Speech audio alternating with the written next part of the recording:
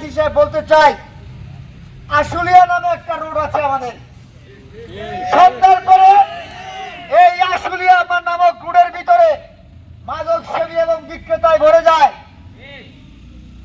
বীরভোগীতলায় একটা আস্তানা আছে, সেই আস্তানা বীরভোগীতলা যাওয়া যায় না সন্ধ্যার পরে। হিন্দু পাড়ার কিছু জায়গা আছে, হিন্দু সম্প্রদায়ের লোকেরা সুন্দর মতো পূজা অর্চনা করতে পারে না কিন্তু মাদক সেবীর কারণে। পূর্বপাড়া আমাদের গ্রামের, আমাদের বাড়ির ঠিক পূর্ব পাশে পূর্বপাড়া সমাজের কিছু জায়গা আছে, যেই জায়গাগুলোতে বালু ফেলে রেখেছে।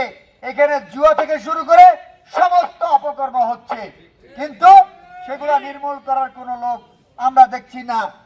তারপরে ইসলামপুরে আমাদের সাংবাদিক মহোদয়ের বাড়ি থেকে পূব দিকে যাওয়ার একটা রাস্তা আছে, যে রাস্তাটা ইসলামপুর ব্রিজ থেকে শুরু করে হোসেন কমিশনের বাড়ির শেষে এদিকটা খালপাড় দিয়ে চলে আসছে। এই এলাকাতে কিছু মাদকাসক্ত লোকের আনাগোনা আছে। আপনাদেরকে শুধু একটা প্রশ্ন করতে চাই, সেটা হচ্ছে আপনার পাশের বাড়িতে যদি আগুন লাগে তাহলে ওই আগুনের তাপ কি আপনার বাড়িতে লাগবে না? অবশ্যই লাগবে, কারেক্ট। সুতরাং আপনার পাশে যে বেটা বসে মাদক ব্যবসা করতেছে, যার সন্তান মাদক ব্যবসা করতেছে, ওই আঁচটা কিন্তু আপনার বাড়িতে একদিন ঢুকবে। সুতরাং ওইখান থেকেই আপনাকে প্রথমে উদ্বুদ্ধ হতে হবে, আপনার বাড়ি থেকেই। ইংরেজিতে একটি কথা আছে, চ্যারিটি বিগিনস এট হোম। আগে নিজের বাড়ি থেকেই শুরু করতে হবে।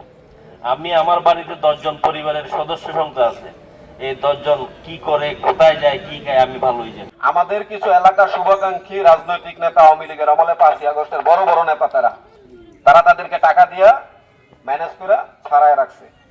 বিশ্বাস করেন, পরে আবার একবার পুলিশ প্রশাসনকে দোষ দেব না, এই জন্য প্রশাসন রাজনৈতিক হস্তক্ষেপের কারণে তারা চাপে থাকে।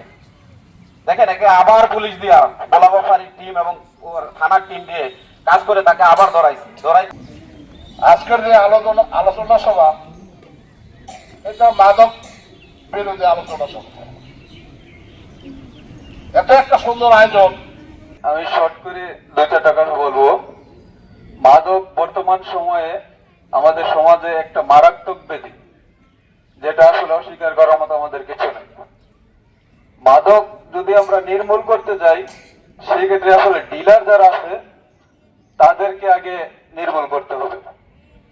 এই ডিলাররা যারা ব্যবসা করে, মূলত তারা আমাদের মতো যারা রাজনৈতিক ব্যক্তি আছে তাদের ছত্রছায়া, এবং আমাদের এখানে প্রশাসনের লোকজন আছে, আমাদের কিছু অসাধু প্রশাসনের লোকজনের সাথে জড়িত থাকে।